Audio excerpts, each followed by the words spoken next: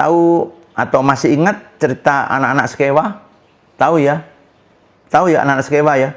Dia mengatakan apa? Di dalam nama Yesus kan? Ya, benar enggak? Anak-anak Skewa itu, apa yang terjadi? Kuasa-kuasa kegelapan kemudian menerpa anak-anak Skewa itu kan? Telanjang mereka, lari mereka terbirit-birit. Benar enggak? Iya.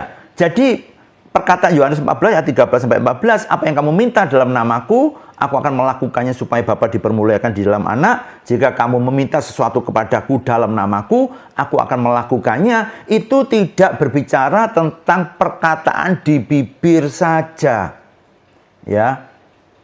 Ketika seorang hamba Tuhan mengatakan engkau setan pergi, maka setan pergi. Ketika seorang mengatakan berjalanlah, maka orang itu berjalan, bukan berarti dia kurang ajar dengan Tuhan tidak memakai atau memperkatakan dalam namanya.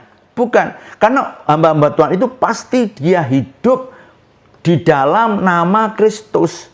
Ya, dia punya suatu kehidupan yang sangat melekat, selaras, seirama dengan Kristus di dalam namanya.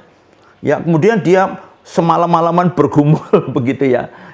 Bisa juga ya kira-kira begitu. Dan di dalam namanya, sehingga pada waktu kemudian esok hari dia perintahkan setan keluar, dia cukup mengatakan engkau setan, aku perintahkan keluar, maka setan itu keluar. Ini yang orang tidak paham. Kemudian tadi saya katakan orang gampang memfitnah atau gampang menjudge seseorang, wah itu hamba Tuhan mengusir setan tidak di dalam nama Tuhan Yesus. Ya, seolah-olah dia mesti mengetahui semuanya. Ya, padahal hamba Tuhan itu sungguh-sungguh dia hidup di dalam Kristus. Jadi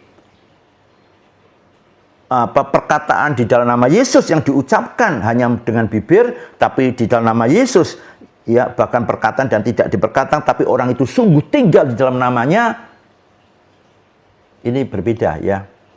Berbeda ya. Jadi dengan bibir saja, dengan orang yang sungguh-sungguh hidup di dalam namanya, kuasa itu terjadi berbeda. Jadi paham ya, sekarang tidak lagi kita gampang menjudge seseorang ya. Kadang-kadang kita perlu mengerti dengan sungguh bagaimana seseorang itu bergaul karib dengan Tuhan. Nah, setiap orang yang bergaul karib dengan Tuhan dan di dalam namanya semua kuasa di hadapannya tidak akan sanggup berdiri.